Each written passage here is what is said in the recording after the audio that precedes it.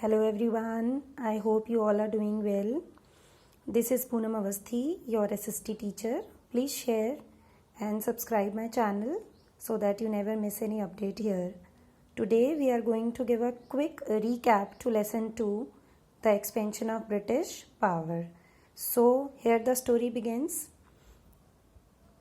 First of all, we understood that East India Company came and started trading with us. So what is East India Company? East India Company was a trading company. So along with all other trading companies, how does East India Company, which came from Britain, became so important? Why? Because in 1600 they acquired a charter, order from Queen Elizabeth.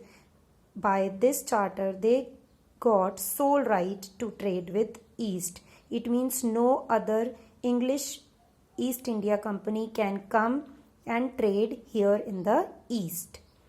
Because of this monopoly created by this company, but after this monopoly also there was still stiff competition from other European powers. Who were those?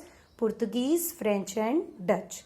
Because of this competition, a problem created. What kind of problem was created? Because every company was interested in buying the same things. So what happened, children? If everybody would like to buy this pencil, so the demand of this pencil will increase and it will ultimately increase the price of this pencil. So because of this, what will hamper? The profit of the companies. So the same things happened here. Every company was interested buying these things, cotton, silk, cloth, paper and these things. Because everybody wants to buy these things, this increased the demand of these things and increased the price. Because of this, profit of company decreased. How? Because they used to purchase it from here and they sell it in their own European market. So when they are buying at higher rate from here, so ultimately they are going to take less profit from that. This was the reason that this problem arose, and because of this battles started. This started many different foreign battles, rivalry between these foreign powers. So what happened next?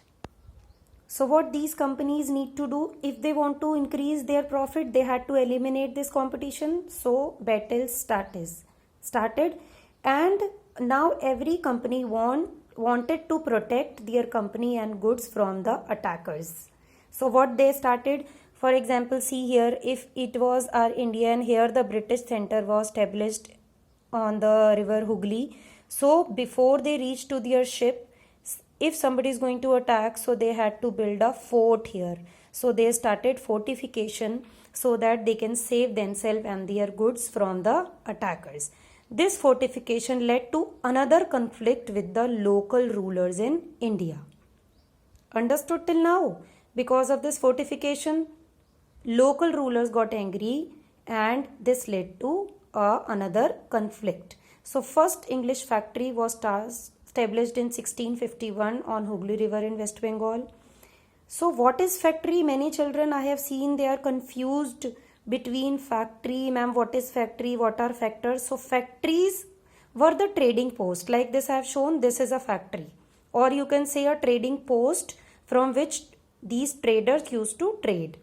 And factors, all the company officials and traders were called factors.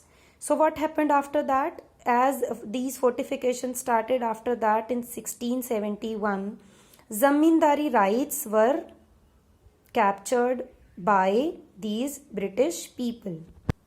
How? In 1671, these zamindari rights from Mughal officials, those who were working at the ground level, from them zamindari rights were taken. And what are zamindari rights? Zamindari rights were right to take tax. So these zamindari rights were now in the hands of Britishers. After this, they acquired right to trade. Right to trade without tax. It means tax-free trade also they attained. But what happened after that? Britishers started misusing these duty-free tax farman for their own private trade. Because of this, Bengal was in the ultimate huge loss of revenue. So this loss of revenue was not liked by the rulers of Bengal. So what happened after that? At that time, Murshid Quli Khan was there. He was not happy with the Britishers.